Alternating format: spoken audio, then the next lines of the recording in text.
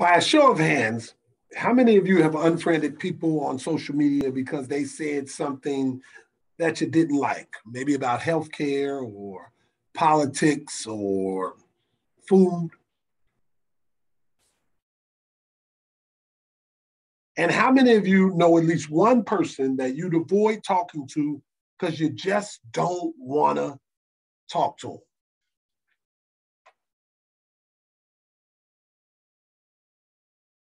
It's interesting. Statistics show more than ever, we are divided as a community. The most trivial issues have us fighting against one another. We are not listening to each other. It's not normal. We don't compromise anymore. We buy houses, cars, we marry people just based on what we already know. Because we're definitely not going out to seek information from others.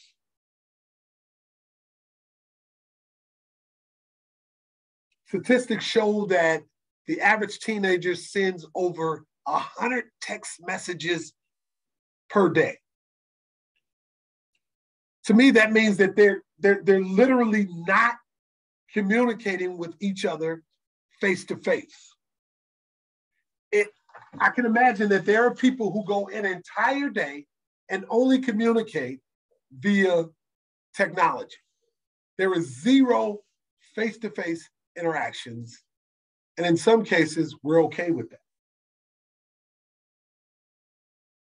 So let's have a conversation about how to talk and how to listen. Because I'm a firm believer that within the next 8 to 10 years, your ability to host and interact in a face-to-face conversation will be that of a premium.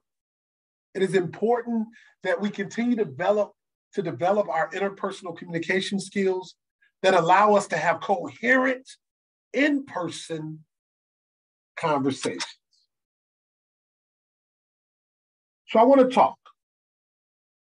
talk about how we host a better conversation. I'll come up with 10 ways, and it's just my ways, where I think we could really host better conversations. Now, there's a ton of advice out there that tell people when you're having a conversation, make sure you look a person in the eye. Maybe make sure you nod and smile just to make sure they know that you're listening. And here's a good one that I thought of. Repeat back what you heard, right? So that they know that you were focused. I want everyone listening to this or reading this to forget all of that crap. Because in my opinion, there's really no reason to show that you're paying attention if in fact you are really paying attention. Just think about that. So I've come up with these 10 methods or actionable items that can really help us have better conversations. Number one, don't multitask. And when I mean don't multitask, I don't mean just shut your computer, put down your keys, put your phone down, turn it on its stomach. No, I mean, like, we got to be present. We got to be in the moment, and we got to be engaged in listening at the point at which you're having this conversation. Not hearing, but listening. I think there's a distinct difference. Number two, don't pontificate. If you want to state your opinion without feedback, response, or argument, or pushback, or any growth, write a blog.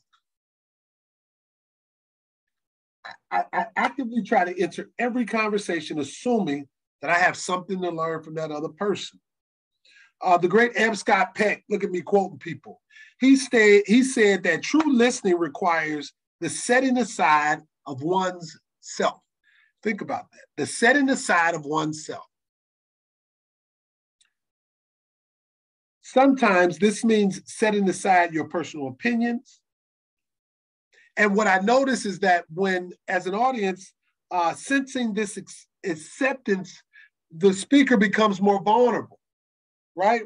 When we know that you're listening, that person, they're a little bit more vulnerable about sharing, and it can be very important information. Remember this, everyone you'll ever meet knows something that you don't. Everyone that you ever meet knows something that you don't. Number 3, use open-ended questions. Who, what, where, when, how. This allows people and conversations to grow because you give people an opportunity to be specific. And I think specific is terrific. When you ask questions like, were you terrified? It allows them to get into their emotions and share their stories and share their ideas clearly and with no barriers. Number 4, go with the flow. Don't overthink things. Stories and ideas are going to come to you. Let them come and let them go. Sometimes as a host, and you'll notice this as a host, you'll have this one question that you're just sitting on, and now we're 5 or 6 questions in front, and you'll go back, and because you were stuck on this idea in your head, you'll ask this question that has nothing to do with the flow of the conversation. That allows me to know, or that allows my audience to know that maybe the host wasn't listening on this one. He was just dead set on asking that question because it is out of place. And we have to be mindful there. Number 5, if you don't know, say you don't know. Err on the side of caution. Talk should not be cheap, and I'll leave it there. I'll say this. If you don't know, say you don't know yet. Be willing to go find out that situation. Be willing to use your resources. But here, I will tell you again, and I'll repeat, err on the side of caution. Don't just be running your mouth, because talk is not cheap. Number 6, don't equate your experiences with their experiences. I find this to be, and I know we all have friends, the minute you start sharing a story, they'd be like, yeah, that happened to me too. Let me tell you what happened. Because it's never the same experience. All experiences are individual. More importantly, it's not about you when people come to you and talk. And I know that that's tough in some instances, but it's not. And it's something that I'm working on every day. Conversations are not promotional opportunities. It's not an opportunity for you to sell what you know and who you know, and it's just not. Sometimes you're there to listen. Number 7, try not to repeat yourself. Don't rephrase. Say it, mean it.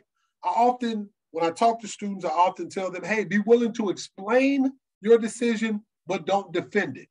And I think sometimes we reiterate our thoughts and first of all, because it sounded really good when it came out, it made sense. So you feel like you got to say it again in a different way. And I'm here to challenge you, and I challenge myself every day to not do that. Say it, mean it, and move on. People will begin to really understand at that point. Number 8, stay out of the weeds. Frankly, people don't care about all the details. They care about you. So the color of it, the time of day, what you had on. I know it sounds good to you because you want to lay that all out. And as a storyteller, sometimes it's necessary. But for the most part, in those intimate conversations, stay out of the details. Get to the point, get to the fact. People want to know about you, not necessarily all those small details, because quite often they get lost in translation anyway. Number 9, it is the most important, or one of the most important, so it falls at number 9. Listen. Listening is the number 1 most important skill that we can develop on our journeys. If you ever hear people talking and people talking over people while they're talking, it is one of my biggest